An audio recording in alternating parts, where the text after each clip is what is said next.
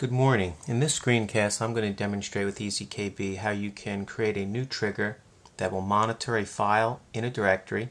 It actually polls the directory. It means it looks in the directory every minute, and if that file exists, it goes ahead and processes it according to what you told it to do, whether it's actions or rules. So we have a KBML that has some of the existing triggers and rules, and the rule we want to execute is this one if it exceeds a budget amount. If you look at that, you see we have a condition that uses a calculated field, which is one called total, which has a formula in it, and then it checks if the value is less than 3,000. If we look at the table, you'll see that it's a very simple thing. It's called a purchase, and a purchase has these four fields. Date, vendor, three fields: date, vendor, and amount, and the amount is expressed as a negative since it's a purchase. It's money coming out of your bank account. This file is downloaded right from the bank. No special processing on it because the bank creates a CSV file which we can import. So one new thing is on importing a file, as an example, let's say I wanted to go ahead and import, let's look at that file right now.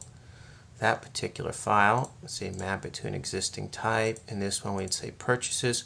I'm not going to go through this here because you can just map it. We've done imports before, but when you name it, it'll go ahead and save it as a reusable action. And I've already done that. In fact, you'll see trigger actions now. This one, import CC purchases, does that. It imports it exactly as I said.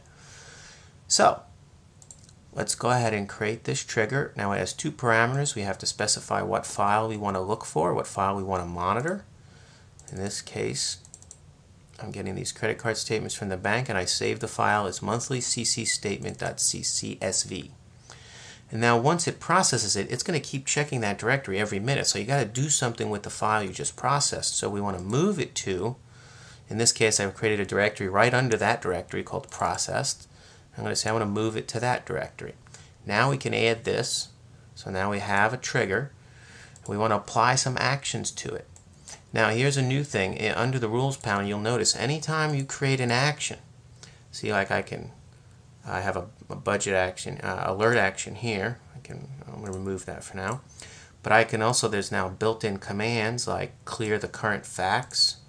And anytime I do that, I can name that action. Like say, clear facts in current KB. And then I add it. And as soon as I add it, it is available for me, like that one, clear facts in current KB. It's available for me to add to a trigger.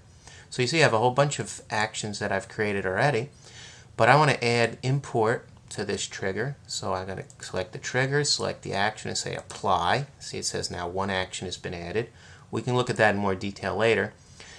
So that's applying that. But before that, I want to make sure if there's anything in the KB, I want to clear it. So I have a clear current things action. I'm going to also apply. And that was just one of those commands. Looking at the rules panel, you see clear current things, clear current facts. I can close it. I can open knowledge bases. There's quite a few built-in commands now. All those can be added to triggers. And you just do it exactly like that. You apply it. But now we didn't apply any rules. So rules we get down here. I'm going to use this one. Exceeded budget over 3K. I'm going to apply that rule to the trigger. So now look, on file in directory, I'm going to execute one rule and two actions. Let's look at the details. See, I import, here's a problem. Look, I import and then clear. No, I want to clear first, then import. So this needs to be moved up. So I'm going to change the order of execution.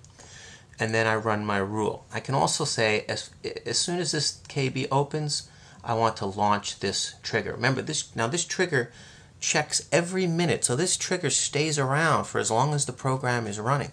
And if you launch it on when this KB is opened, and on startup you open the KB, you see you have a chain of events that can occur automatically. So you could have this monitor these types of transactions without any interaction on your part. So this is correct. We want to say OK. Now we're going to go ahead and launch this. And we could have launched it on KB open. We were just going to launch it manually with the launch button. Now look what happened. You see it went ahead and imported the records, and then it ran the rule, and then on the rule it went ahead and said yes, we exceeded our budget. So we were very successful. We could have done the same thing by having an alert, but that'll be, have the alert send an email, but we'll demonstrate that in a different screencast. Thank you and enjoy EZKB.